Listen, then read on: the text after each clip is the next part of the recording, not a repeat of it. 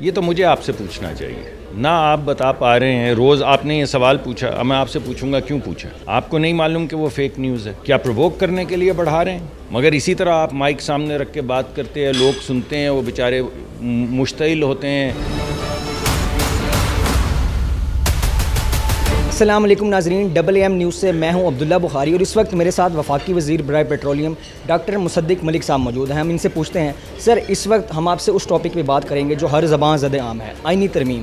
آپ کیا سمجھتے ہیں کہ آئینی ترمیم کیوں ضروری ہے؟ آپ تشریف لائیں, میں اس کا جواب تو دوں گا, لیکن آپ یہاں تشریف لائیں. یہ بچوں کے وہ جو ان کا بچپن لٹ رہا ہے, جو تمباکو نوشی بڑھ رہی ہے, اس پہ بھی کوئی سوال پوچھ لیتے, ہمارا بھی جی اچھا ہو جاتا.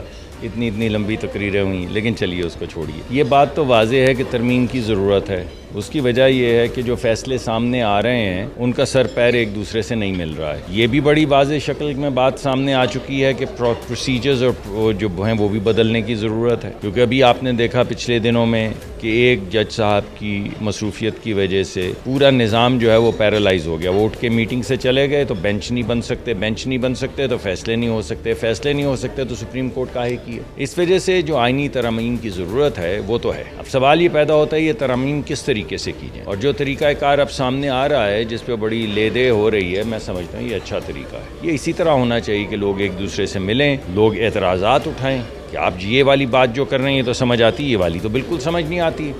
پھر آپ سمجھائیں ان کو, اور پھر ایک ایسا ڈاکیومنٹ بنے جس پہ وہ نمائندے جنہیں آپ نے چنا ہے وہ تمام لوگ ود ان ریزن ایک کنسنسس ڈیولپ کریں کہ ہاں اگر ہم اس طرح کی ترامیم کریں گے تو ملک آگے بڑھے گا. تو میرے خیال میں ہم قریب پہنچ چکے ہیں.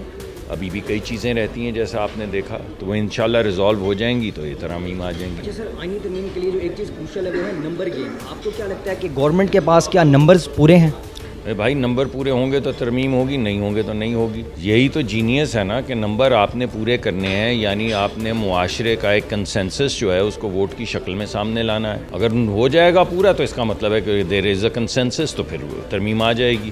اور نہیں ہوگا تو نہیں ہوگا. حالات اور خراب ہوں گے, فیصلے اور خراب ہوں گے, تو پھر کسی وقت کنسنسس ہو جائے گا کہ یار یہ تو بالکل ہی کھیل ہاتھ سے نکل رہی ہے. سر, مولانا فضل الرحمان صاحب ایک شکایت کرتے بھی دکھائی دے رہے ہیں کہ ان کی جماعت میں فارورڈ بلاک بنایا جا رہا ہے to improve the number game. آپ کو کیا لگتا ہے اس میں کوئی حقیقت ہے, اور اگر ہے تو کیا یہ درست ہے؟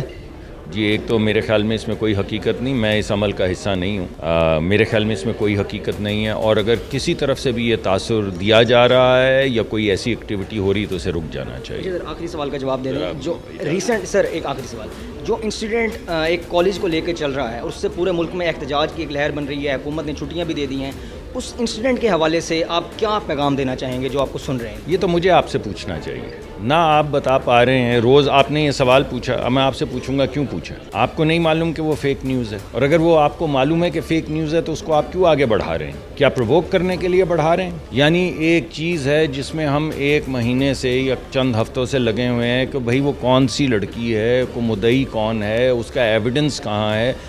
مگر اسی طرح آپ مائک سامنے رکھ کے بات کرتے ہیں, لوگ سنتے ہیں, وہ بیچارے مشتعل ہوتے ہیں, اور اس کے بعد ہنگامے شروع ہو جاتے ہیں. تو یہ تو کوئی مناسب بات نہیں. جب ایک بات سیٹل ہو رہی, یا تو ایویڈنس آپ کے پاس ہے, آپ ماشاءاللہ اہل دانش ہیں, اہل خرد ہیں, اہل قلم ہیں, آپ جائیے تلاش کیجئے جو واقعہ ہوا ہے اس کا. کوئی بندہ جو وہاں پر تھا, کوئی جو وکٹم ہے, اس وکٹم کو تو تلاش کر لینا.